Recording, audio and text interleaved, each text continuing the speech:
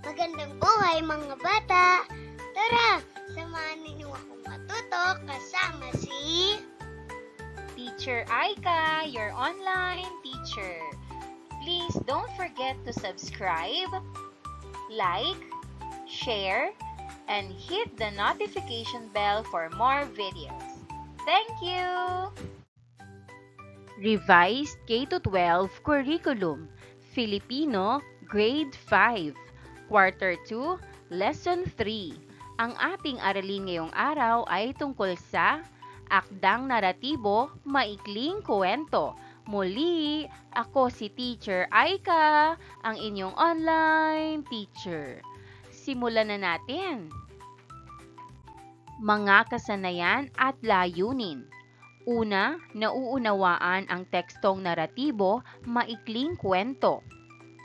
A. Natutukoy ang magkakaugnay na pangyayari. Pangalawa, nagagamit ang mga salitang may denotasyon at konotasyong kahulugan sa pagbuo ng pangungusap batay sa sitwasyong pinagamitan ng salita o analohiya. Pangatlo, nagagamit ang angkop na diksyon, kaangkupan ng salita o retorika at estilo sa pagpapahayag ayon sa layon o konteksto. Pang-apat, nagagamit ang mga bahagi ng panalita sa pagpapahayag. A. Pang-abay, kondisyonal. Pang-lima, nabibigyang kahulugan ang mga elemento ng tekstong multimedia. Unang araw. Magkaroon muna tayo ng maikling balik-aral, wika rambulan. Ayusin ang mga ginulong letra upang mabuo ang mga salita. Number 1. Ang sagot, pang-uri. Pang-uri. Number 2. Kaantasan. Kaantasan. Number 3. Sagot, pasukdol. Pasukdol. Number 4. Sagot, lantay. Lantay. Number 5. Sagot, pahambing. Pahambing. Tara, basa. Basahin ang kwento. Ito ay may pamagat na Kaarawan na isinulat ni Andeline R. Tahanlangit. Sa darating na Sabado, 8 ng Nobyembre ay ang 7th kaarawan ni Claire. Nangako ang kanyang ina na kung magsisipag siya sa pag-aaral at makakukuha ng matataas na marka ay reregaluhan siya ng paborito niyang laruang Barbie. Iyong malaki. Kaya naman talagang nag-aral siya ng mabuti. Kaya hindi nakapagtatakang mataas ang nakuha niyang marka. Dumating na nga ang kaarawan ni Claire. Isinama siya ng kanyang ina sa mall upang makapili siya ng husto. Kumapit ka ng mabuti sa akin anak upang hindi ka mawala.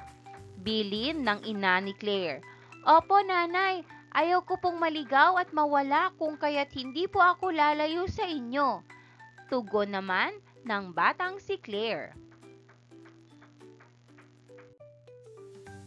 Nang nasa pwesto na sila ng mga laruan, namimilog sa tuwa ang mga mata ni Claire sa dami ng laruang kanyang nakikita. Anak, kung ano ang napag-usapan natin, yun lang ang bibilhin natin. Paalala ng ina ni Claire.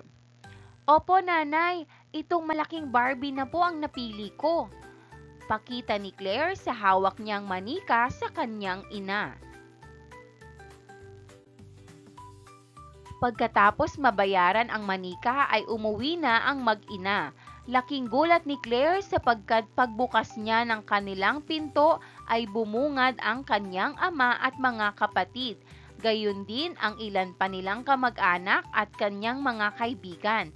Sabay-sabay na bumati at umawit ang mga ito. Nakita rin niya sa kanilang mesa ang napakaraming handa tulad ng litsyong baboy, pritong manok, halabos na hipon, menudo, hotdog na may marshmallows, embutido, hamonado, shanghai, pansit, spaghetti at leche flan. Mayroon pang sorbetes.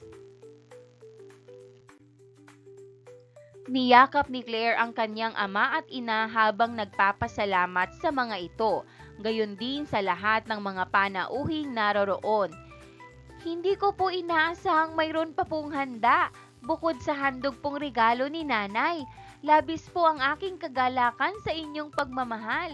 Mahal na mahal ko po kayo. Ang naluluhang pahayag ni Claire. Mahal na mahal ka rin namin, Claire. Ang sabay-sabay na bigkas ng mga naroroon. Mga gabay na mga tanong. Una, sino ang may kaarawan? Sagot, ang may kaarawan ay si Claire. Pangalawa, saan nagpunta ang mag-ina? Sagot, nagpunta ang mag-ina sa mall para mamili ng regalo sa kaarawan ni Claire. Pangatlo, ano ang naramdaman ni Claire nang makita ang tindahan ng mga laruan?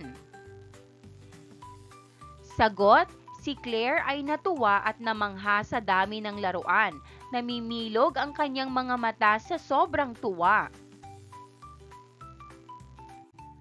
Pang-apat, kung ikaw si Claire, anong regalo ang gusto mong matanggap sa iyong kaarawan? Sagot, kung ako si Claire, gusto kong makatanggap ng isang malaking Lego set kasi gusto kong magbuo ng mga bagay gamit ang aking imahinasyon. Nakakatulong ito sa pagiging malikhain at matyaga. Panglima, maihahambing mo ba ang iyong sariling karanasan sa pangyayari sa kwento? Ipaliwanag. Maaring sagot, opo, maihahambing ko po ang aking karanasan. Noong aking kaarawan, sinorpresa rin po ako ng aking pamilya. Akala ko po, simpleng handaan lang. Pero pag uwi ko galing eskwela, may dekorasyon, pagkain at mga kaibigan ako sa bahay. Katulad ni Claire, naramdaman ko rin ang pagmamahal ng aking pamilya at sobrang saya ko rin po noon. Talas salitaan. Hanapin ang kasing kahulugan ng mga salita na nasa puzzle. Number 1, anluwage. Number 2, tinuruan. Number 3, tumimo. Number 4, piho. Number 5, makamit.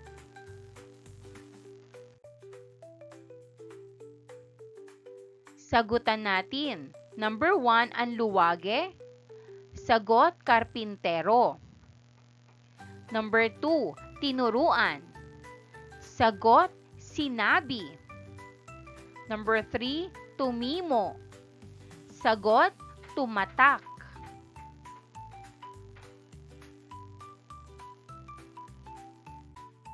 Number 4, piho. Sagot, sigurado. Number 5, makamit. Sagot, makuha.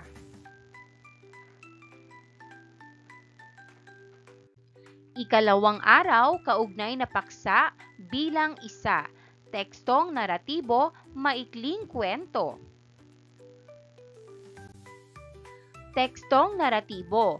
Ito ay pagsasalaysay o pagkukwento ng mga pangyayari sa isang tao o mga tauhan, nangyari sa isang lugar at panahon o sa isang tagpuan, nang may maayos na pagkakasunod-sunod mula simula hanggang katapusan.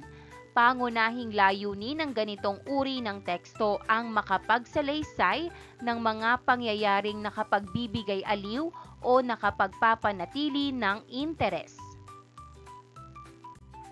Gayun din naman, ang naratibo ay nakapagtuturo ng kabutihang asal, mahahalagang aral at mga pagpapahalagang pangkatauhan tulad ng kahalagahan ng pagiging mabuti at tapat, na ang kasamaan ay hindi nagtatagumpay laban sa kabutihan. Ang kasipagan at pagtiyatiyaga ay nagdudulot ng tagumpay at iba pa.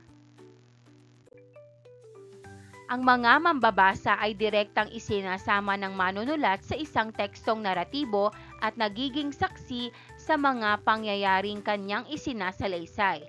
May iba't ibang uri ng naratibo tulad ng maikling kwento, nobela, kwentong bayan, mitolohiya, alamat, tulang pasalaysay tulad ng epiko, dula, mga kwento ng kababalaghan, anekdota, parabola, science fiction at iba pa. Iba't ibang uri ito subalit may iisang pagkakapareho. Ang bawat isa'y nagkukwento. Ano nga ba ang maikling kwento? Ito ay isang anyo ng panitika na naglalayong magsalaysay ng isang mahalaga at nangingibabaw na pangyayari sa buhay ng pangunahing tauhan at nag-iiwan ng isang kakintalan sa isip ng mga mambabasa. Ito ay maikling katha na nagsasalaysay at tumatalakay sa madulang bahagi ng buhay. Hindi ito pinaikling nobela o buod ng isang nobela. Ito ay isang uri ng masining na pagsasalaysay na maikli ang kaanyuan at ang diwa ay napapalaman sa isang buo, mahigpit at makapangyarihang balangkas na inilalahad sa isang paraang mabilis ang galaw.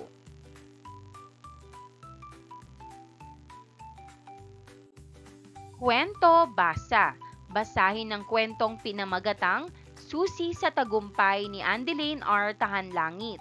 Pagkatapos ay sagutin ang mga tanong na kaugnay sa kwento. Susi sa Tagumpay, Andeline R. Tahanlangit.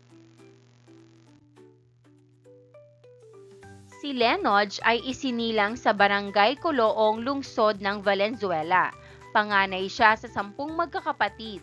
Tumatanggap ng labada ang kanyang ina, ang kanyang ama naman ay isang anduwage. Kulang na kulang ang kinikita ng kanyang mga magulang para sa kanilang pagkain araw-araw. Kaya naman sa kabila ng kanyang murang edad na 12 ay tumutulong na siya sa pagbabanat ng buto.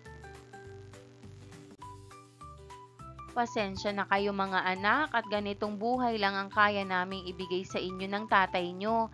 Kung nakapagtapos lang sana kami ng pag-aaral, pihong mas maganda ang buhay natin. Ang lumuluhang wika ng ina ni Lenoj.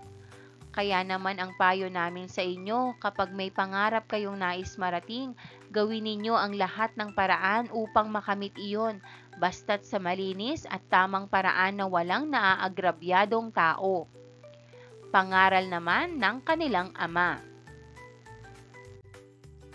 Tumimo sa isip ni Lenoj ang tinuran ng kanyang mga magulang, kung kaya't kahit nahihirapan ay nagsumikap siyang pagsabayin ang pagtatrabaho at pag-aaral. Sa edad na 12 ay nakapagtapos siya ng elementarya.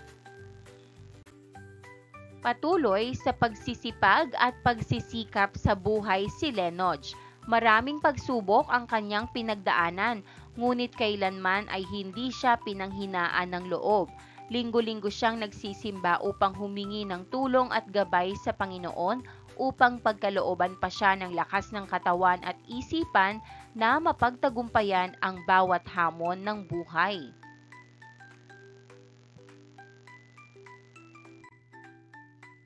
Hanggang sa dumating ang araw ng pagtatapos niya sa kolehiyo ng may karangalan bilang summa cum laude, ang pinakamataas na karangalan.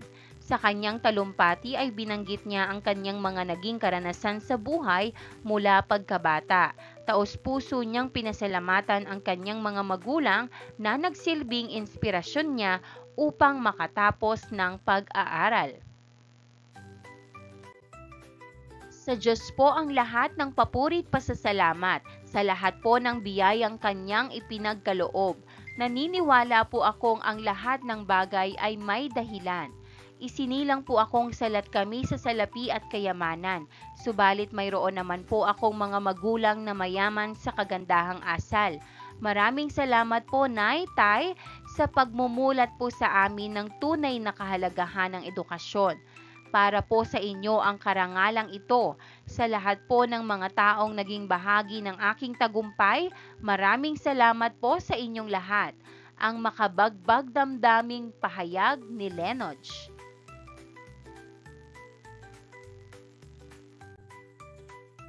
Gabay na mga tanong. Una, sino ang pangunahing tauhan sa kwento? Sagot, ang pangunahing tauhan sa kwento ay si Lenoj. Pangalawa, ilang magkakapatid sina Lenoj? Sagot, sila ay 10 magkakapatid at si Lenoj ang panganay. Pangatlo, ilarawan ang buhay na nararanasan ni Lenoj noong siya ay bata pa. Sagot, mahirap ang buhay ni Lenoj noon. Ang kanyang ina ay naglalaba at ang kanyang ama ay karpintero o anluwage. Kulang ang kinikita nila kaya kahit bata pa si Lenoj ay tumutulong na siya sa pagtatrabaho habang nag-aaral. Matyaga at masipag siya para makamit ang kanyang pangarap. Pang-apat, may pangyayari ba sa kwento na may pagkakatulad sa iyong sariling karanasan? Patunayan. Sagot, opo, may pagkakatulad po. Katulad ni Lenoj, tinuruan din po kami ng aking mga magulang na pahalagahan ang pag-aaral at magsikap sa buhay kahit may mga problema. Kahit minsan ay mahirap, hindi ako sumusuko sa pag-aaral at humihingi rin ako ng tulong kay Lord sa dasal para bigyan ako ng lakas at talino. Panglima, naniniwala ka rin bang mahalaga ang edukasyon? Pangatwiranan. Sagot, opo, mahalaga po ang edukasyon dahil ito ang susi sa pag-abot ng pangarap. Kapag nakatapos po tayo ng pag-aaral, mas malaki ang tsansa na makahanap ng magandang trabaho at matulungan ang pamilya. Isa rin po itong paraan para makapaglingkod sa bayan at maging mabuting mamamayan. Pinatnubayang pagsasanay? A. Pangyayari sa kwento, pagsunod-sunurin mo. Pagsunod-sunurin ang mga pangyayaring naganap sa kwento. Lagyan ng bilang 1 hanggang 5 ang patlang sa bawat pahayag.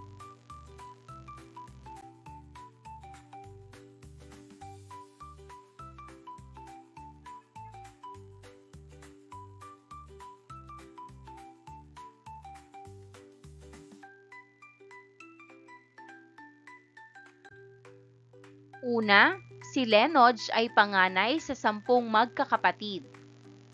Pangalawa, tumulong si Lenoj sa pagbabanat ng buto.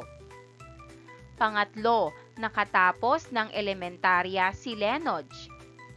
Pang-apat, patuloy sa pagsisipag at pagsisikap si Lenoj. At panglima, nagtapos ng may karangalan si Lenoj. B. Ano ang multimedia? Ang multimedia ay tumutukoy sa paggamit ng iba't ibang uri ng mga medium o media upang maghatid ng impormasyon o mensahe.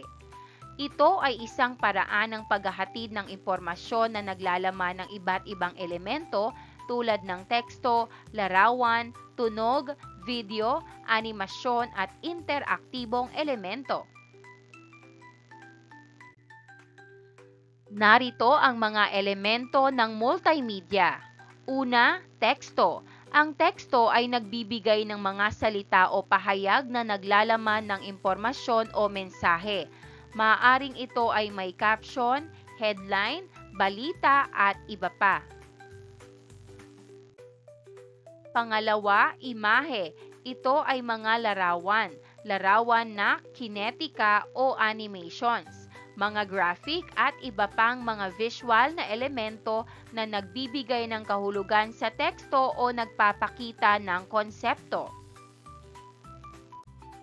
Pangatlo, audio. Ito ay mga tunog, musika o iba pang mga audio na elemento na maaaring magdagdag ng emosyon o konteksto sa multimedia. Maaari itong magamit para sa pagsasalita, musika sa background, tunog ng mga epekto at iba pa. Pang-apat, video. Ang mga video clip o mga animasyon na may tunog at paggalaw ay maaaring bahagi ng multimedia. Ito ay nagbibigay ng dinamismo at karagdagang pagpapaliwanag sa teksto. Pang-lima, animasyon. Ito ay mga nakalilikhang larawan o mga video clip na gumagalaw. Ang mga animasyon ay maaaring gamitin upang ipakita ang proseso o magbigay ng mga halimbawa sa multimedia. Pang-anim, interaktibong elemento. Ito ay mga elemento na nagbibigay ng pagkakataon sa mga tagapakinig upang makisali o mag-interaksyon sa multimedia. Halimbawa nito ay mga clickable buttons, mga form at iba pa. Paglalapat at pag-uugnay. A. Pangkatang gawain. Hatiin ang klase sa 3 pangkat. Paniniwala mo, isadula mo.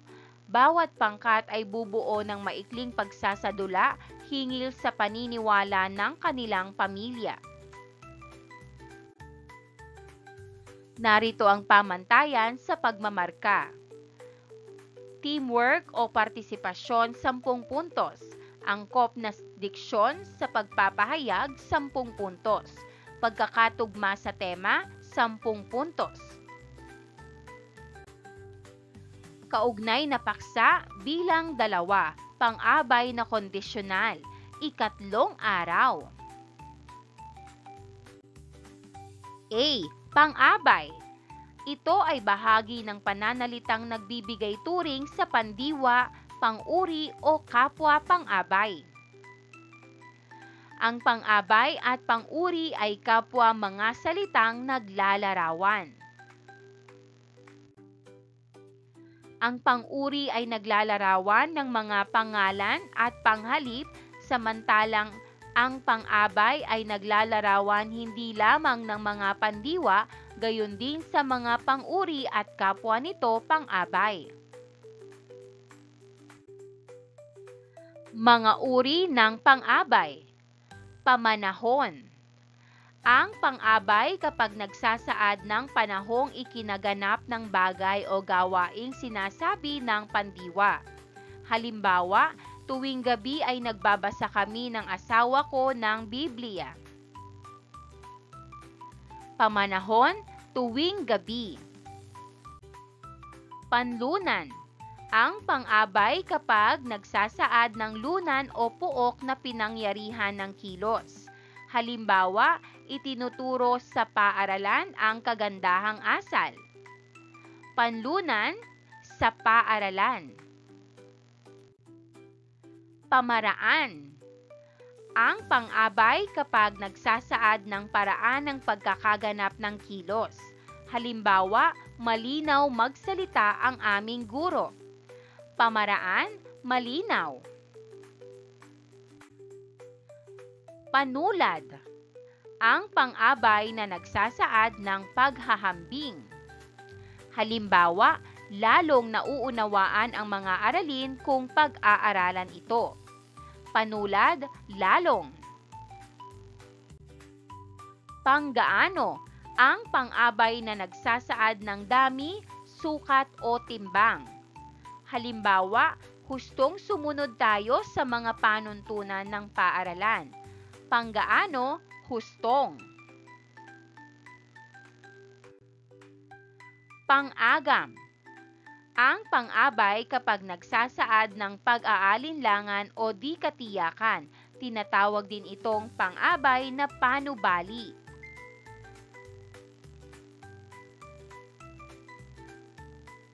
Halimbawa, siguro'y magbabago na siya. Pang-agam, siguro'y. Panang-ayon ay pang-abay na nagsasaad ng pagpapahayag o pagsang-ayon.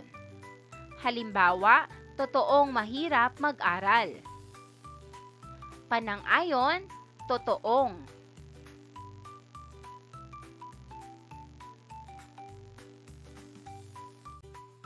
Panalungat ay pang-abay na nagsasaad ng pagtangi, di pagtanggap o pagbabawal.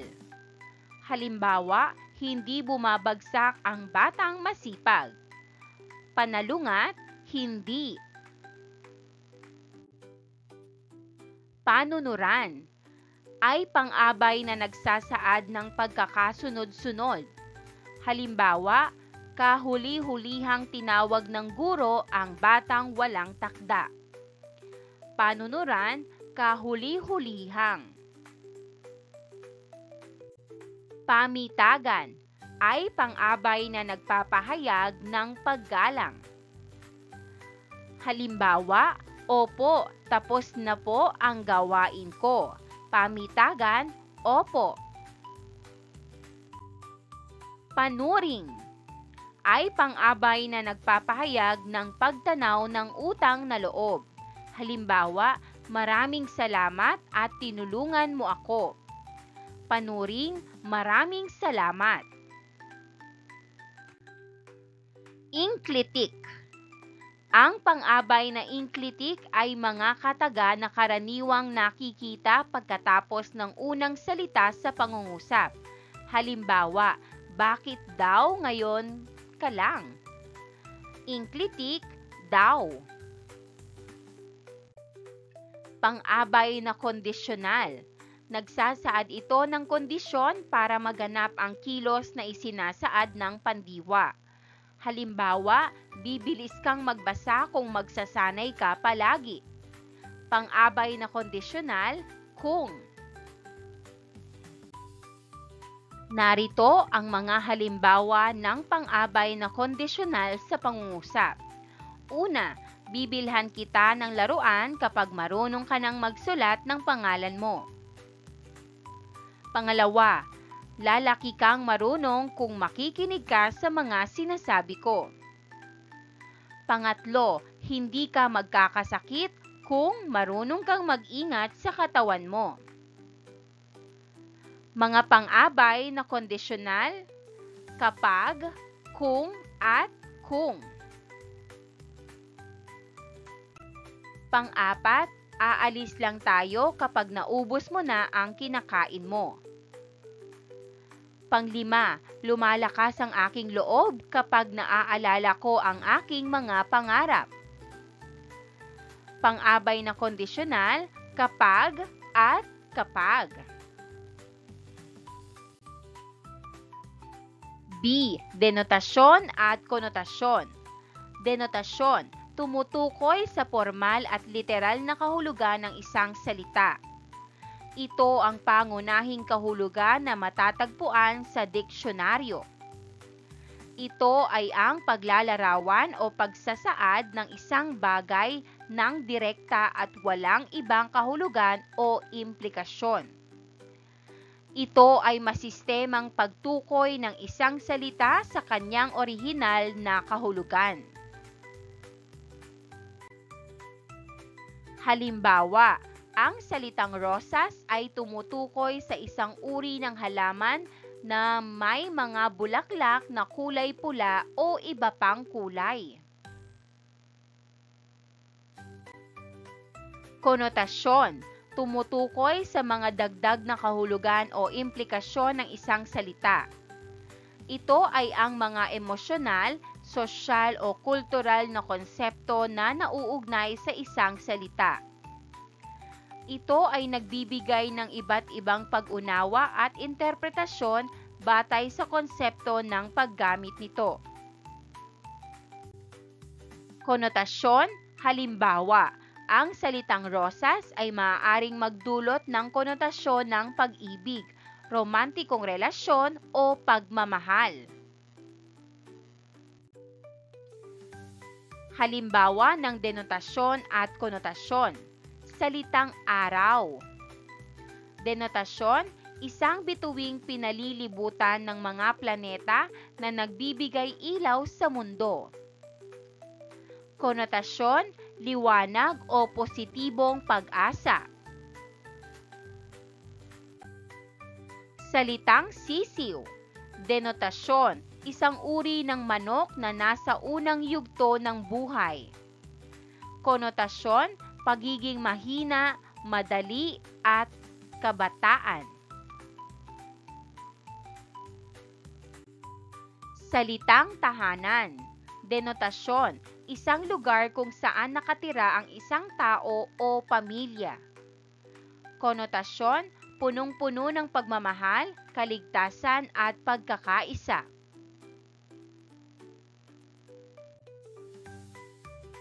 Tara, basa! Basahin muli ang kwentong pinamagatang Kaarawan ni Andy R. Tahanlangit at sagutin ang kaugnay na tanong.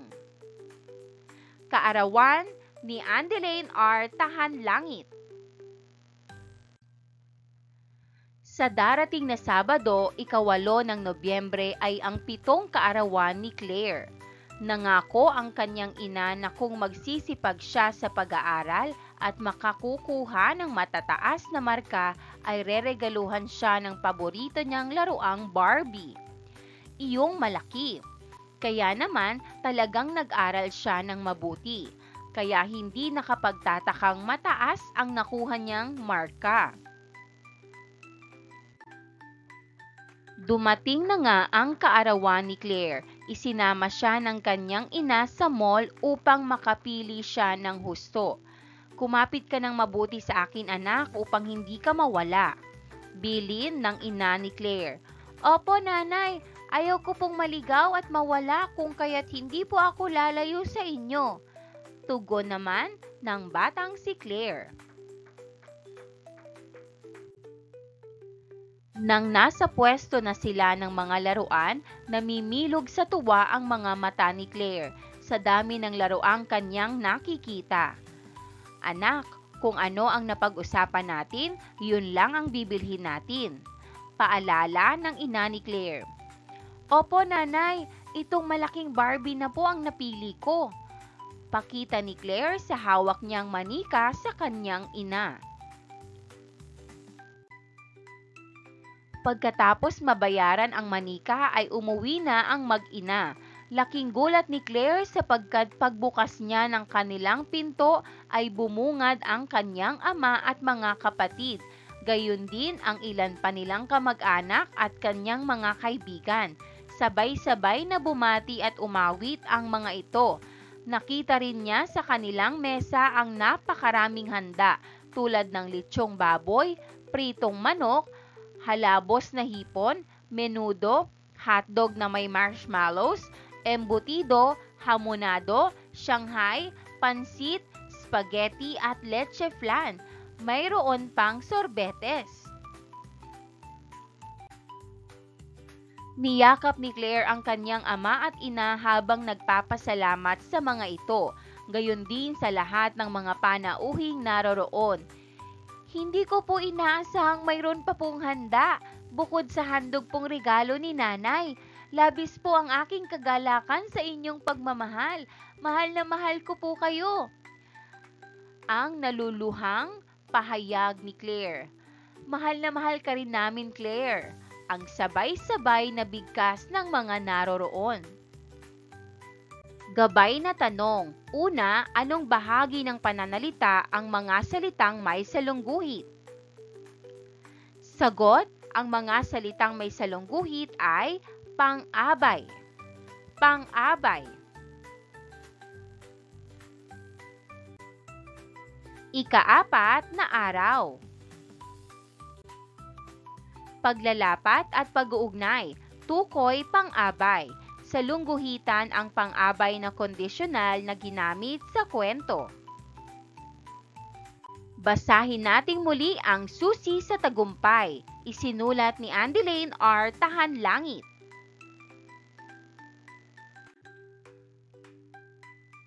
Si Lenoj ay isinilang sa Barangay Coloong, lungsod ng Valenzuela. Panganay siya sa 10 magkakapatid. Tumatanggap ng labada ang kanyang ina, ang kanyang ama naman ay isang anduwage. Kulang na kulang ang kinikita ng kanyang mga magulang para sa kanilang pagkain araw-araw. Kaya naman sa kabila ng kanyang murang edad na 12 ay tumutulong na siya sa pagbabanat ng buto. Pasensya na kayo mga anak at ganitong buhay lang ang kaya naming ibigay sa inyo ng tatay nyo. Kung nakapagtapos lang sana kami ng pag-aaral, pihong mas maganda ang buhay natin. Ang lumuluhang wika ng ina ni Lenoj. Kaya naman ang payo namin sa inyo, kapag may pangarap kayong nais marating, gawin ninyo ang lahat ng paraan upang makamit iyon, basta't sa malinis at tamang paraan na walang naaagrabyadong tao. Pangaral naman ng kanilang ama. Tumimo sa isip ni Lenoj ang tinuran ng kanyang mga magulang, kung kaya't kahit nahihirapan ay nagsumikap siyang pagsabayin ang pagtatrabaho at pag-aaral. Sa edad na 12 ay nakapagtapos siya ng elementarya. Patuloy sa pagsisipag at pagsisikap sa buhay si Lenoj. Maraming pagsubok ang kanyang pinagdaanan, ngunit kailanman ay hindi siya pinanghinaan ng loob. Linggo-linggo siyang nagsisimba upang humingi ng tulong at gabay sa Panginoon upang pagkalooban pa siya ng lakas ng katawan at isipan na mapagtagumpayan ang bawat hamon ng buhay.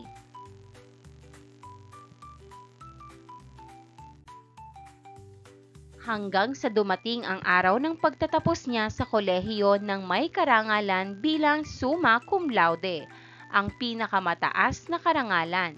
Sa kanyang talumpati ay binanggit niya ang kanyang mga naging karanasan sa buhay mula pagkabata. Taos-puso niyang pinasalamatan ang kanyang mga magulang na nagsilbing inspirasyon niya upang makatapos ng pag-aaral. Sa Diyos po ang lahat ng papuri at pasasalamat sa lahat po ng biyayang kanyang ipinagkaloob. Naniniwala po akong ang lahat ng bagay ay may dahilan. Isinilang po akong salat kami sa salapi at kayamanan, subalit mayroon naman po akong mga magulang na mayaman sa kagandahang asal. Maraming salamat po, Nay, Tay, sa pagmumulat po sa amin ng tunay na kahalagahan ng edukasyon. Para po sa inyo ang karangalang ito. Sa lahat po ng mga taong naging bahagi ng aking tagumpay, maraming salamat po sa inyong lahat. Ang makabagbag damdaming pahayag ni Lenoj. Pabaong pagkatuto. A. Bumuo ng tekstong naratibo na ginagamitan ng mga pang-abay na kondisyonal. Halimbawang sagot, ang pangarap ni Miguel. Si Miguel ay isang masipag na mag-aaral sa ika-5 baitang. Lumaki siya sa isang simpleng pamumuhay kasama ang kanyang inang nagtitinda ng gulay sa palengke. Araw-araw siyang pinaaalalahanan nito. Kung gusto mong maabot ang iyong mga pangarap, dapat magsikap ka sa pag-aaral. Kaya naman, pinagsabay ni Miguel ang pagtulong sa kanyang ina at ang kanyang pag-aaral. Kapag natapos niya ang kanyang takdang aralin, saka lamang siya lumalabas upang maglaro. Isang araw, sumali si Miguel sa isang patimpalak sa kanilang paaralan. Kung mananalo siya, balak niyang ibili ng gamit sa eskwela ang gantimpala. Nagsanay siya araw-araw at humingi ng tulong sa kanyang guro. Sa araw ng patimpalak, ibinigay niya lahat ng kanyang makakaya at sa wakas ay nanalo siya.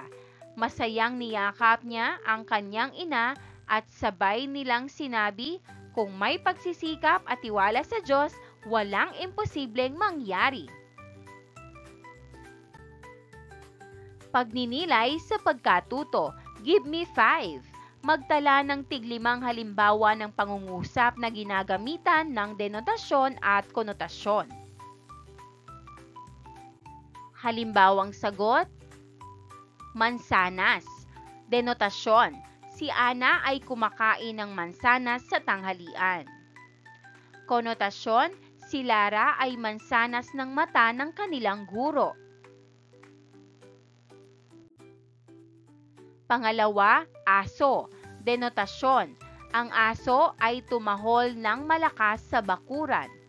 Konotasyon, ang kapitbahay namin ay aso kung magalit.